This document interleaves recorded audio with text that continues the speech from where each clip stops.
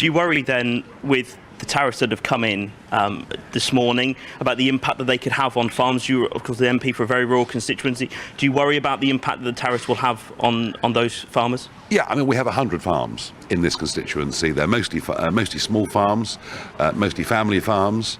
I don't worry so much for them about tariffs because most of their produce is going to be sold within the United Kingdom. It'll affect the bigger people more significantly. I worry obviously about inheritance tax and how many of these old traditional family, which are going on 5, 6, 7 generations, I worry very much about that. And I think one of the reasons that the English countryside, British countryside is as beautiful as it is, it's the way families have tended that land over many, many years. So I'm deeply concerned about that. I'm deeply concerned that big agribusinesses will buy the whole thing up. I worry that, you know, in Grade 1 farmland in Lincolnshire, we're putting massive solar panels built by Chinese slave labour. I mean, I do worry about many of these things. I really, really do. I think more broadly on the tariffs, I've written a piece in today's Daily Telegraph where I actually think this is a very important moment.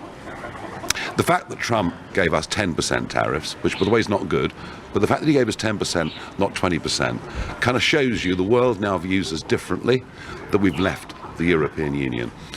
We now have got to take that opportunity. Let's now do Brexit properly. Let's become more competitive than any other country in Europe, and we can do that by getting rid of so much EU regulation, something we failed to do completely under the last Conservative government. You know, they said, oh, well, we were so busy with the pandemic. Well, whatever the reasons, you know, everything from fishing to financial services, we can make things more streamlined, we can make things more competitive. We shouldn't even think about tariff retaliation. In fact, we should do the opposite.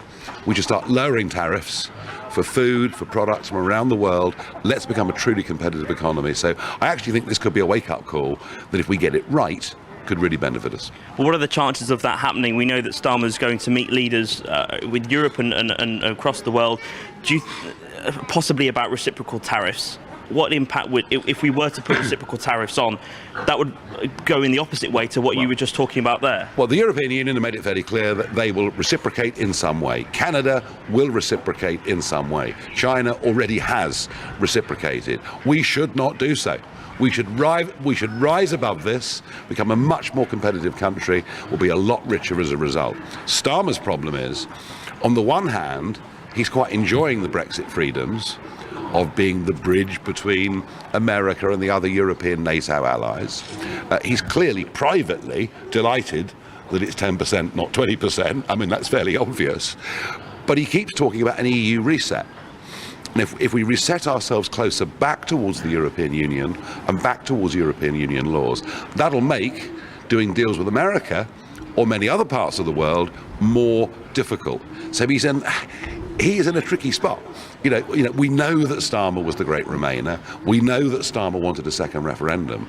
But I just begin to wonder whether in number 10, a few of them aren't scratching their heads thinking, do you know what?